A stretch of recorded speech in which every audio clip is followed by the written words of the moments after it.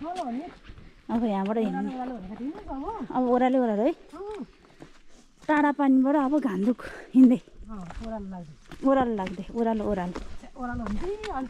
अहिले त उकालै मजा लाग्छ है ओह्रालो हुँदा नि अरूहरूलाई 2 घन्टा भने हामीलाई 3 घन्टा जति लाग्छ जस्तो लाग्छ अरे अब हेरौँ लेट्स सी टाइम हेर त 8:15 हामी टाढा पानीबाट स्टार्ट गऱ्यौँ हिँड्नलाई घान्द्रुकसम्म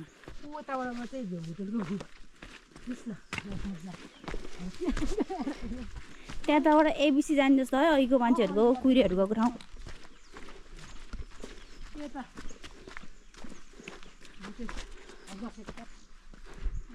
हामी त के अरे घोरे पानीमा पनि सुपर भ्यूमा बस्यौँ यहाँ पनि सुपर भ्यू हो सुपर भ्यू रहेछ एउटै होटल जोडेछ क्या हामी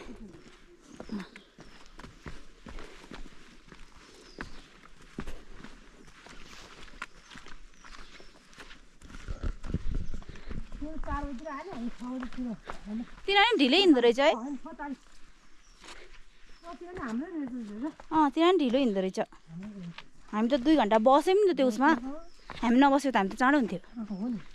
तिनीहरू स्लो रहेछ हामीभन्दा नि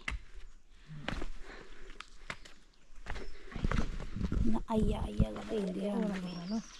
हामी दिदी ओइया ओइया गर्दै हिँड्दै ओइया र रहरको खर पुग्यो मजा त मजा भयो है नयाँ अनुभव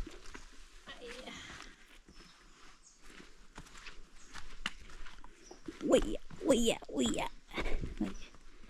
मलाई मान्छेले एक्सपेक्ट गरेको थिएन हिँड्दैन भनेर बरु म हिँड्न सकेँ हाम्रो दिदी ओइया ओइया ओइया ओइया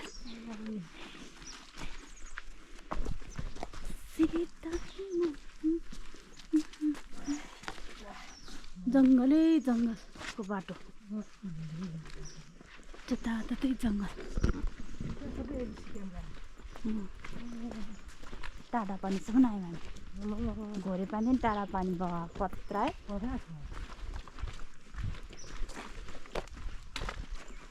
जङ्गलमा गुराँस मजा आउँछ अब अरू कुनै बेलामा आउने अब गुराँस हेर्नु चाहिँ त्यहाँ आयो हुँदो रहेछ मजा फुल्यो भए त यस्तो एवान हुन्थ्यो नि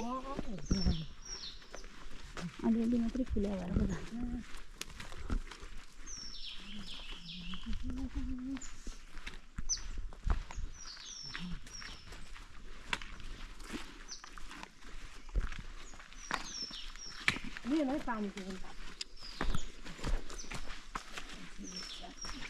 खाना चाहिँ महँगो हुन्छ